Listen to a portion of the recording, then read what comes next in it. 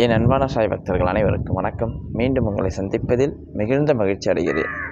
இன்றைக்கி நாம் எல்லாருமே ஒரு பிரார்த்தனை பண்ண போகிறோம். இன்றைக்கி மாலையில் நம்மளுடைய ஸ்ரீ துவாரகமாய் ஆலயத்தில் ஒரு பிரார்த்தனை, சிறப்பு பிரார்த்தனை. தயவு செஞ்சு நீங்கள் எல்லாருமே கலந்து கொள்ளுங்கள்.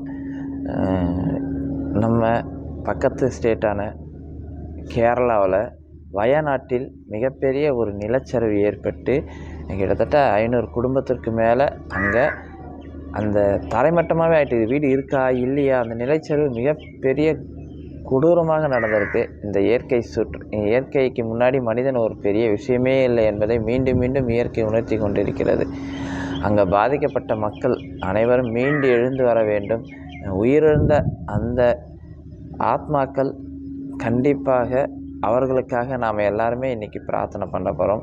வேறு எந்த பிரார்த்தனையுமே இல்லை. ஏன்னா நம்மளுடைய சகோதரத்தினர்கள் யாராவது ஒருத்தங்க அடிபட்டால் எப்படி துடிப்போம், அந்த எண்ணம் தான் எனக்கு வருகிறது. அவர்கள் அனைவருமே மீண்டு வர வேண்டும். ஏன்னா அங்கே போக கூட முடியல, ஒரு உதவி பண்ண கூட போக முடியாத சூழ்நிலையில் தான் அரசாங்கமும் இருக்குது. வான் வழியாக தான் போய் உதவி பண்ணுறாங்க. ஏன்னா அங்கே மோசமான சூழ்நிலை, மழை பெய்து கொண்டு தான் இருக்கிறது. எனவே அந்த மக்களுக்காக நாம் அனைவரும் பிரார்த்தனை பண்ணலாம். இறைவன் அவர்களை அந்த துன்பத்திலிருந்து மீண்டு வெளியே கொண்டு வர வேண்டும் என்பதை, அந்த இறந்த உடல்கள் ஆத்மா சாந்தி அடைய வேண்டும், அவர்களுடைய ஆத்மா நல்லபடியாக சாந்தி அடைய வேண்டும். மீண்டு உயிரோடு இருப்பவர்கள் தன்னுடைய வாழ்க்கையை தொடங்குவதற்கு கண்டிப்பாக இறைவன் அருள் புரிய வேண்டும் என்று நாம் எல்லாருமே இறைவன்கிட்ட வேண்டிக்கலாம். ஏன்னா ஒரு துயரம் நடந்திருக்குன்னா நாம் அதை பற்றி பேசாமல் கடந்து போகிறதே மிகப்பெரிய ஒரு விஷயம். அதை பேசி அதற்கான தீர்வை நம்ம பார்க்கணும். எப்பயுமே இறைவனை பற்றியே பேசி கொண்டு இருப்பதை விட, ஒரு துயரம் நடந்துச்சு, அந்த துயரத்தில் நம்மளுடைய பங்களிப்பு என்ன இருக்குது. இப்போ நாம் அங்கே போய் என்னால் உதவி செய்ய முடியாது, காரணம் நான் சென்னையில் தான் அங்கே இருக்குது. அங்கே சுற்றி இருக்கிறவர்கள் உங்களால் முடிஞ்சால் ஏதாவது ஒரு உதவி செய்யுங்க. நாம் எல்லாருமே செய்யக்கூடிய ஒரே ஒரு உதவி, அந்த வயநாட்டில் இருக்கிற மக்களுக்காக எல்லாருமே இறைவனிடம் பிரார்த்தனை செய்யலாம்.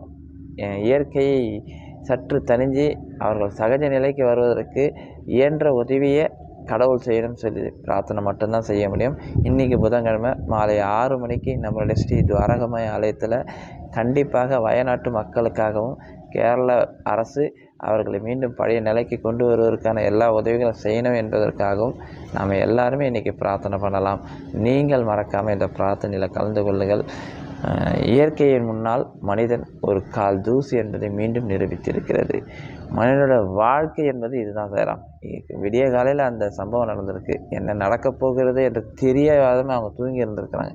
தெரியாது யாருக்குமே இது நடக்குன்னு. இரவு தூக்கத்திலே உயிரிழந்தவர்கள் பல பேர் இருப்பாங்க. எனவே நாம் இருக்கும் காலம் வரை நம்மால் முடிந்த உதவிகளை மற்றவங்களுக்கு செய்யுங்க. வயநாட்டுக்கு ஏதாவது உதவி தேவைன்னா கண்டிப்பாக நாம் முடிஞ்ச உதவிகளை செய்ய போகிறோம். நீங்களும் அங்கே இருக்கிற சுற்றி இந்த கோயம்புத்தூர், அந்த கேரளா பார்டரில் இருக்கிறவங்க உங்களால் முடிஞ்ச உதவிகளை செய்யுங்க. அவர்களும் மனிதர்கள், அவர்கள் நம்மளுடைய சகோதரர்கள் என்ற எண்ணத்தில் நாம் அனைவரும் ஒன்று கூடி இன்று பிரார்த்தனை செய்யலாம். உதவிகள் தேவைப்பட்டால் கண்டிப்பாக நம்ம துவாரகமாய் ஆலயம் கண்டிப்பாக உதவி செய்வதற்கு தயாராக இருக்கும். இன்னும் அதற்கான, ஏன்னா அங்கேருந்து நிறைய கேரள சகோதரிகள் நம்ம பிரார்த்தனை மையத்தையும் சரி, நம்ம துவாரகமாய் ஆலயத்தையும் என்னோடையும் பேசியிருக்கிறாங்க. இப்போ அங்கே ஃபோன் லைன் எதுவும் கிடைக்கல பொருளுக்கு. அப்படி யாராவது உதவினா கண்டிப்பாக நம்மளால் முடிஞ்ச உதவிகளை செய்யறதுக்கு தயாராக இருக்கிறோம். அப்பாவோட அருளாசியோடு நாம் எல்லாருமே இன்றைக்கி பிரார்த்தனையில் கலந்து கொள்ளுங்கள். மாலை 6 மணிக்கு. ஓம் சாய்ராம்.